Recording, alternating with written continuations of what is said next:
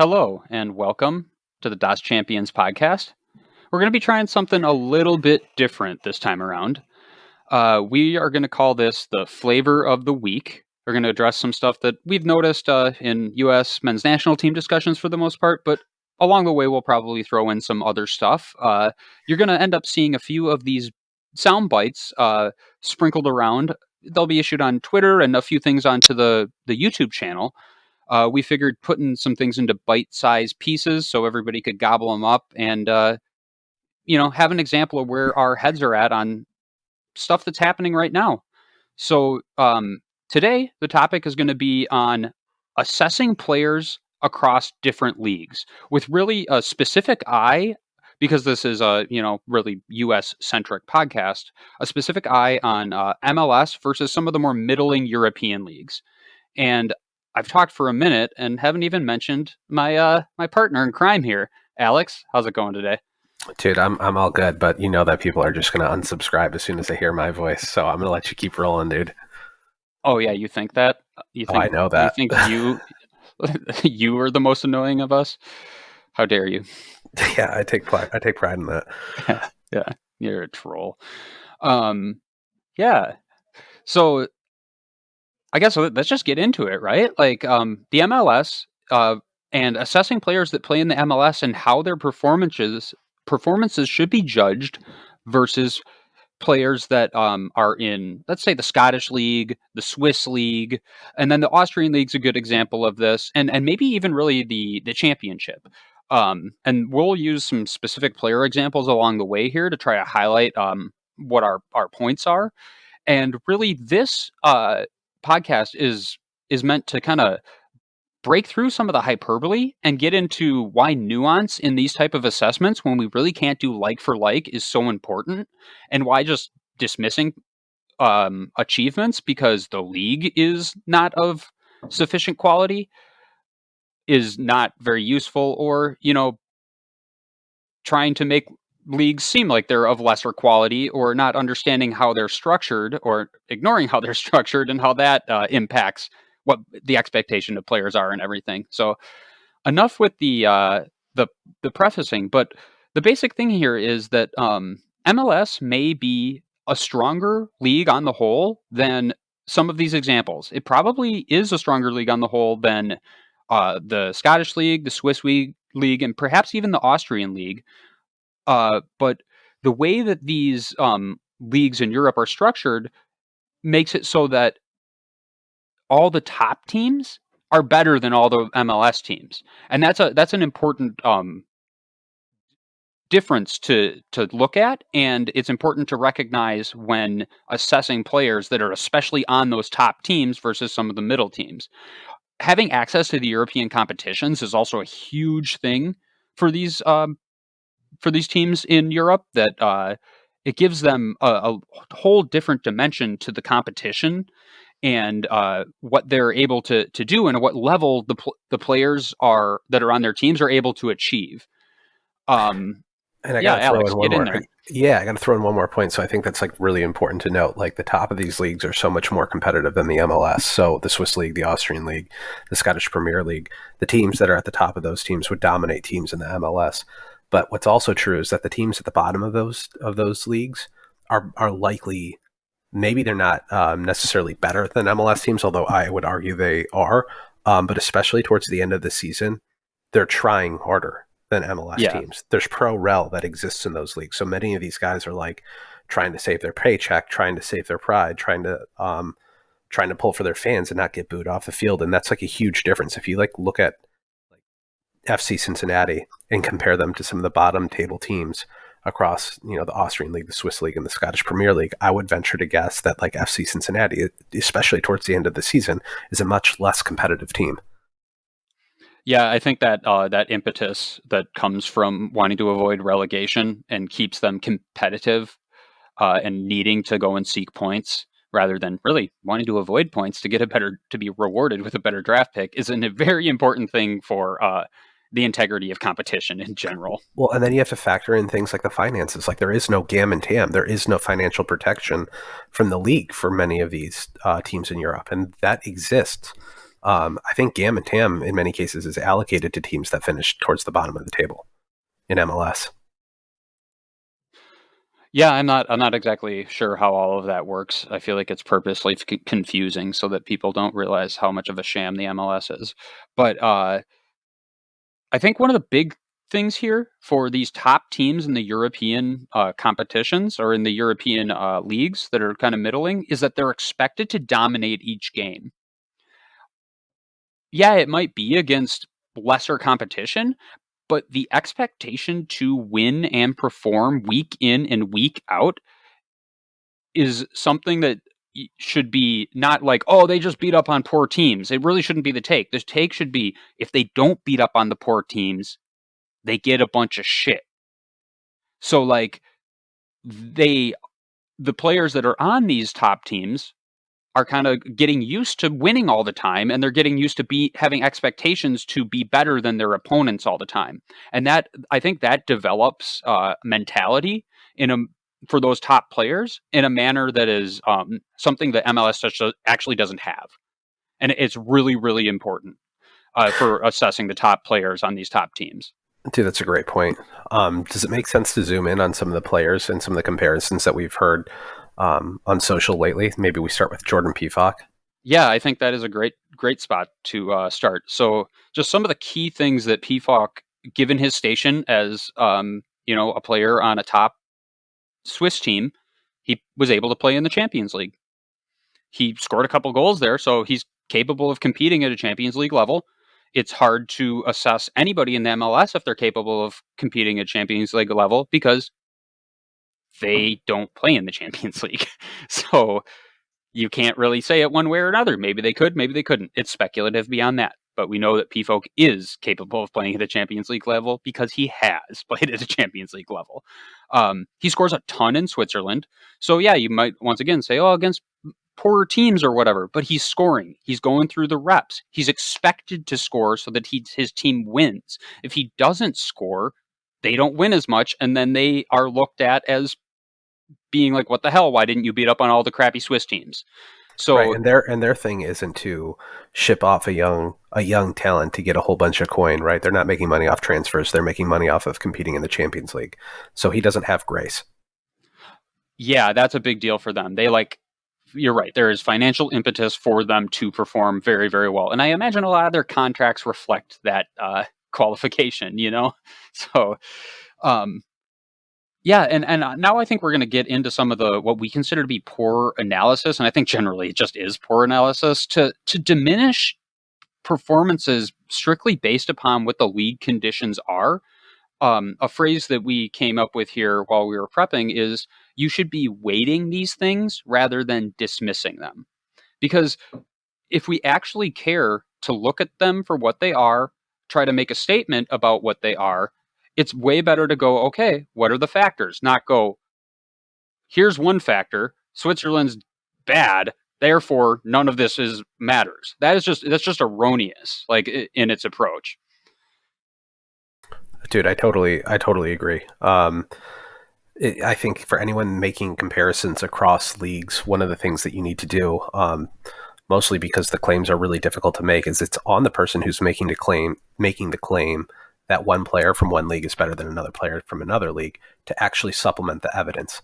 And as a fan base, we ask this question to ourselves and to people who are on the pod all the time: what does an ideal fan look like? Well, one of the things I think we can safely say here is an ideal fan weights these statements. They weight the players across leagues. They don't dismiss one or take the other one as being absolute truth, performance per se. Even in Jordan Pefok's case, the goals that he's scoring, it's not necessarily an indication that he's going to be able to do it at the next level. It's not necessarily an indication that he's going to be able to do it on the national team. So weighting, how he's performing in the Swiss league is important to do, but to dismiss it and say, oh, he would absolutely dominate, no doubt about it, or to say that if another player were in his situation, they would dominate as well. Those absolutes don't make sense, and they need to be supplemented by evidence.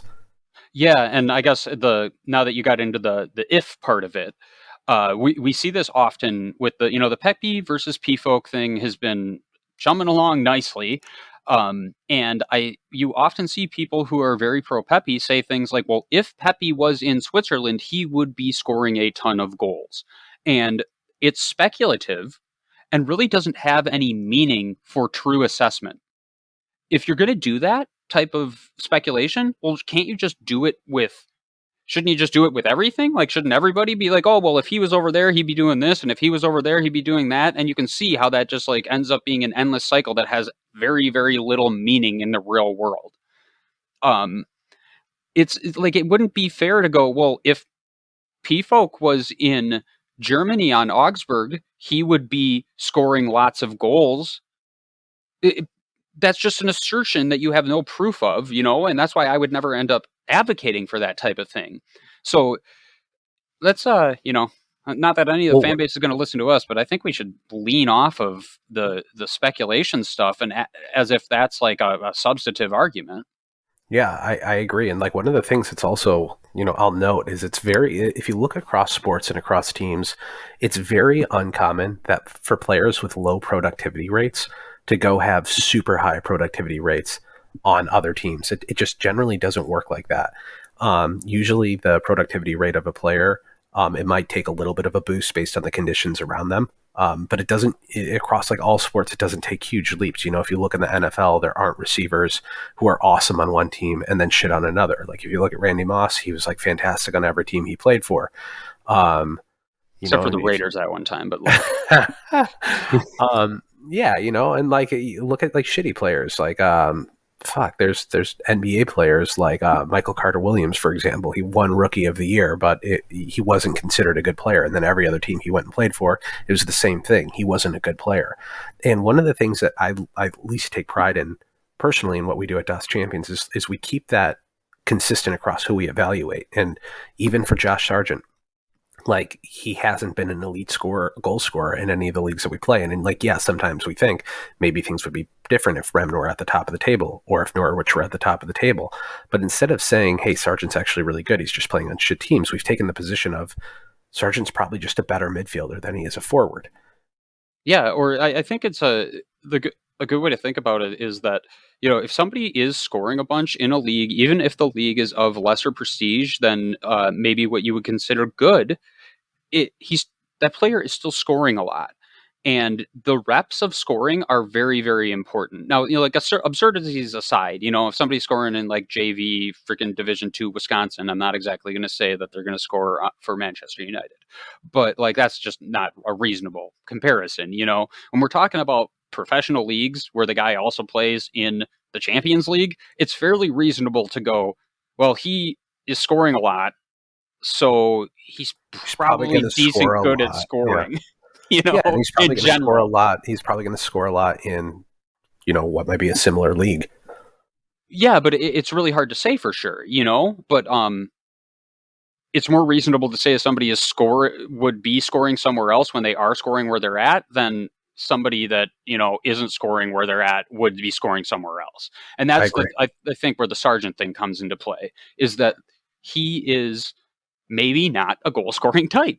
And you see that in the way he plays as well, which getting into the midfield thing, or I don't know. I mean, Al, I don't think you're totally convinced of him being a midfielder per se, but I think he has many midfielder-esque skill sets. Not to derail too much. No. We'll save that conversation for another day. And just to be clear, like I don't always think that the 9 is responsible for scoring goals, and I think the evidence of that is true across all leagues when you evaluate how often the 9 is actually scoring versus wings and delayed runs from the 8. But moving on, and not to get off topic, there's other player comparisons that we wanted to bring up. We wanted to bring up the Scottish Premier League, Cameron Carter-Vickers, and James Sands, and we wanted to run a comparison versus Miles Robinson. This has been coming up a lot lately. Is Miles Robinson a better player than Cameron Carter-Vickers? And that's a statement many have really stuck to as of late. I've even heard comments that Cameron Carter-Vickers is as low as 6 or 7 on the center back depth chart. So why don't we dive into this for a little bit, Ryan? Yeah. So Cameron Carter-Vickers straight up has an argument to be the best center back in Scotland so far this year. He's not getting called up into the pool at all, which is really odd. But the guy is has the potential to be, I think he's got a legit argument to be actually the most informed center back of anybody in the USMNT pool. Yeah, sure, some of the MLS guys had decent seasons last year, especially Walker Zimmerman, but Cameron Carter-Vickers has been playing a lot of minutes and performing at a very high level for the best team in Scotland since August. There's nobody else playing that has the potential to play for the United States that can say something akin to that. And all the same caveats that we're talking about with the league comparison apply here, where Celtic is better than every single MLS team. They get to play in European competition, though I think they have been eliminated now. The point is they still got to play in it. And once again, it's poor analysis to just dismiss somebody because of what the league conditions are, or what the very narrow and specifically highlighted to diminish league conditions are, where Celtic would run away with the MLS. So he's also expected to win every week, basically. He's expected to perform at a high level every week. It's all the same stuff as with Pefok, So it's really difficult to get on board with a statement that's so hyperbolic as Miles Robinson is just clearly better than Cameron Carter-Vickers. We don't have a clear method for comparison, but we do know that Cameron Carter-Vickers has been playing at a high level as any of the center backs we have. So just to say that it's very clear who's better is right away, that's not even an analyzing anything. It's just making statements. And as you had said previously, if you make an assertion, then the impetus is on you to back it up. It's not on the impetus isn't on the other party to disprove it. But I don't think that type of actually adhering to rigor and logic is the kind of thing you find too much in the Twitterverse. Yeah, at all. Because hyperbolic, that gets you the retweets and the likes. And that's game. So yeah, piss people off, man. I was a Holocaust denier on Twitter, and I got a ton of followers. But that was on my burner. All right, so all right, but let's throw another player into the mix for the comparison of Cameron Carter-Vickers. Let's take James Sands. He was a pretty good MLS player, wasn't he? Well, yeah. I mean, he started for the MLS Cup champions consistently. I would imagine that would qualify him as a pretty good MLS player. And what happened when he went to the Scottish League? Oh, he's been playing some, not a ton. I think people have said he's pretty far down in the midfield pecking order, actually. So, it takes time to settle in and everything. But if Scotland was so bad, I feel like a solid player for the MLS would be able to settle right in and be playing a bunch. I agree. Yeah, so that's weird. Yeah, there isn't the evidence actually suggests the exact opposite, which is part of the problem. The other thing that I'll note is Virgil van Dijk played for Celtic. He played the exact same position that Cameron Carter-Vickers does. And I'm not saying that Cameron Carter-Vickers is Virgil van Dijk, but maybe this argument would have a little bit more teeth if players that had come out of the MLS were anywhere close to what Virgil van Dijk is, and players that came out of the exact position on the exact team that Cameron Carter-Vickers occupies weren't absolute world beaters. The problem with this comparison, or saying that Miles Robinson is better than Cameron Carter-Vickers, is that all the reasonable evidence, as we just pointed out with James Sands, and we just pointed out with Virgil van Dijk, the evidence points to the exact opposite. And at the end of the day, one of the things that's frustrating about this is when people who have a good amount of thought share make these statements, they're actually misleading a good amount of the fan base. Yeah. And I don't think that's helping anything. No, it's not, but I don't think they should be banned for misinformation or anything. Discourse is important and shouldn't be railroaded. But after I got that one in, you're telling that to the Holocaust denier, dude. So you know oh my God, I just can't put it down. All right, so you should put it down. All right, I'll put it down. All right, so let's move on to Dwayne Holmes. Yeah, no, well, let's go on to What do you have? No, I was just going to say, CCV is very likely to get purchased by a mid-table.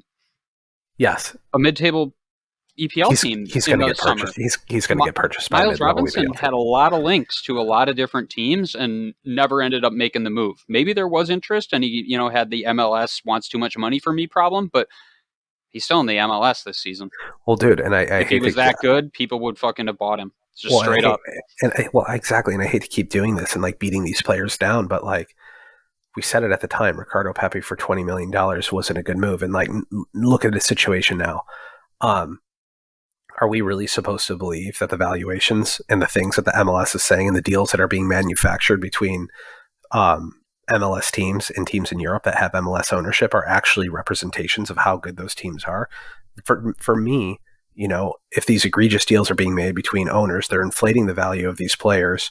And then if no one is moving on the likes of Miles Robinson, and it takes a team like Augsburg that has an American owner to purchase Pepi, it tells me that the demand isn't actually there. Yeah. No, I think that's a pretty good way to put it. The hype doesn't reflect the demand. So I'm done beating on the downtrodden players on our team. No, it's all good, man. I think it's just important to point out that like a lot of these type of, you know, blanket assertions that things should be dismissed because of the level of the leagues are, you know, neglecting nuance, and it's really important to utilize nuance if you want to actually have a you know, viable assessment. And just dismissing things out of hand is not a good way to actually, you know, think. But yeah, the championship and Dwayne Holmes specifically, because the championship, we're going to bring this one as kind of like another, the other bookend here, because solid argument that the MLS is on the whole a better league than the Scottish League or the Swiss League. But there isn't a good argument that the MLS is better than the championship. The championship is actually universally viewed as better than the MLS from what I've seen. And the United States has a player that's playing in central midfield for Huddersfield Town, and they're in third place right now. Dwayne Holmes is his name. And it's really odd that, like, he's not getting more looks, you know, and you can go into all the, like, oh, he doesn't know Berhalter's system, or he wasn't that good when he was, like, bringing players in to get them used to playing in this, you know, all the assertions that get made about by the Berhalter apologist to explain why he calls in less skilled players, why he values skill over his pragmatism, or not some pragmatism, his orthodoxy, his God, what's the word I'm looking for here? His it's his, I don't know, it's his religion, I guess you could say. It's his dogmatic truth. He's very dogmatic. He takes dogma over skill. Yeah, exactly. Dogma over skill is Berhalter 101. But it's really just interesting, though, because if people are willing to leverage the argument that you should dismiss the accomplishments of players in the Swiss League and the Scottish League because those leagues aren't as good as the MLS, why are we not lifting up Holmes more because that league is clearly better than the MLS?